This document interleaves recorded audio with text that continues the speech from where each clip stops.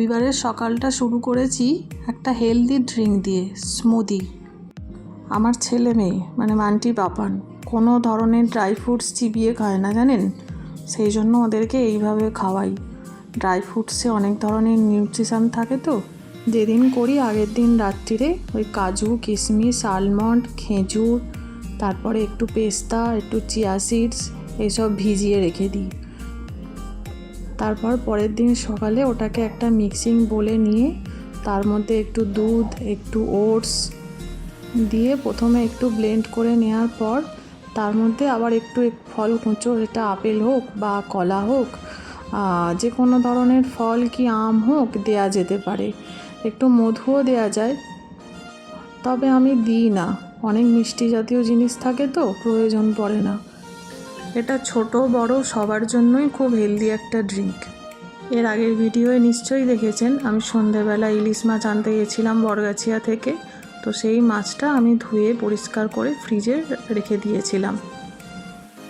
ভিডিওটি যদি না দেখে থাকেন তাহলে দেখে আসবেন প্লিজ। দুপুরে একটু ইলিশ ভাপা বানাবো, চলুন দেখে নিই কীভাবে বানাচ্ছি। আমি ভাপা ইলিশ এইভাবেই বানাই, এটা খুব ইজি প্রসেস লাগে আমার। প্রথমে একটা বলে একটু টক দই নিয়ে ভালো করে সেটাকে ফেটিয়ে নিয়েছি। তার মধ্যে একটু সর্ষে বাটা ছাঁকনিতে ভালো করে ছেঁকে নেব।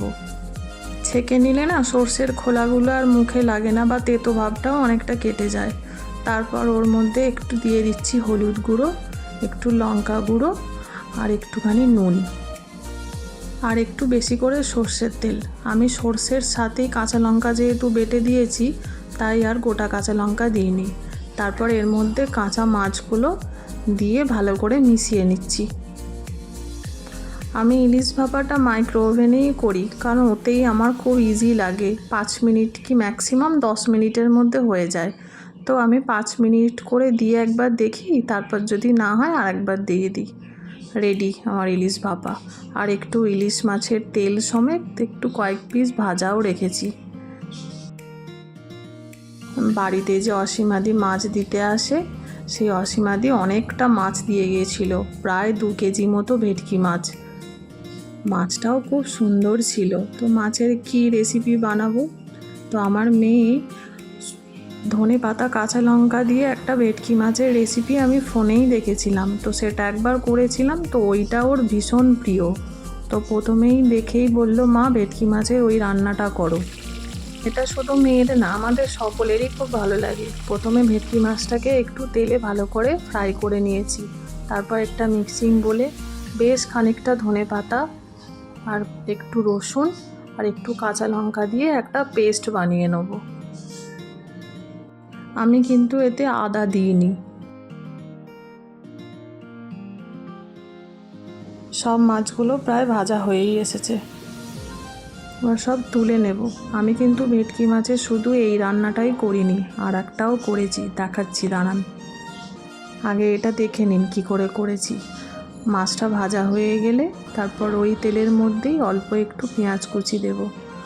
পেঁয়াজ কুচি দিয়ে ভালো করে এটাকে ভেজে নিচ্ছি। যতক্ষণ না লাল লাল ভাজা হচ্ছে ততক্ষণ এটাকে ভেজে নিচ্ছি। এটা খুব সিম্পল, এটাতে বেশি কিছু মশলাও লাগে না, খুব একটা ঝামেলাও নেই, অথচ খুব টেস্ট ভালো হয়। এই যে ধনে পাতা, রসুন, কাঁচা লঙ্কার বাটাটা দিয়ে মশলাটাকে ভালো করে কষিয়ে নিচ্ছি। একটু কষা হয়ে গেলে ওর মধ্যে একটু হলুদ, একটু নুন, সামান্য একটু চিনি দিয়ে ভালো করে কষে নিচ্ছি। আমি এতে কোনো লঙ্কা গুঁড়ো ব্যবহার করিনি, যেহেতু কাঁচা লঙ্কা বাটা দিয়েছি। আর একটু সামান্য গরম জল দিয়ে দেবো। যে কোনো রান্নায় গরম জল দিলে শুনেছি টেস্ট আরও বেড়ে যায়, তাই আমিও ম্যাক্সিমাম চেষ্টা করি গরম জল ইউজ করার।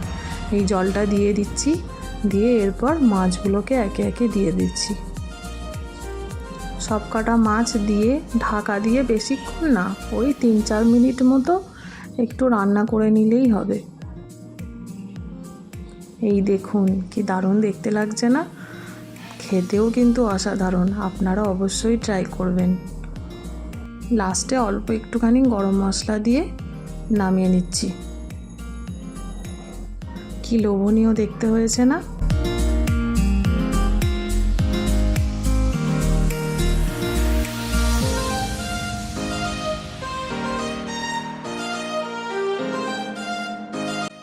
বলেছিলাম না ভেটকি মাছের আর একটা রান্না করেছি, এই যে আলু দিয়ে একটু কষা কষা করেছি।